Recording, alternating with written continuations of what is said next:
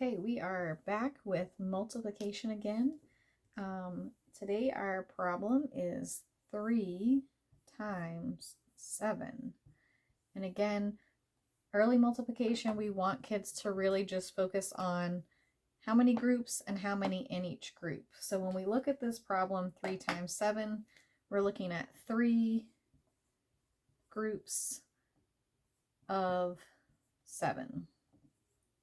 So one way we can solve multiplication and early strategy is using an array. An array is an organized group of dots, squares, what have you. So if I want to show 3 groups of 7, I'm going to make one group of 7. I have 7 dots. That's one group. Now I need another group of 7. 1, 2, 3, 4, 5, 6, 7. That's a second group. I need 3 groups, so I'm going to make a third group of 7. So this is an array that shows 3 groups of 7. So this would be a 3 by 7 array.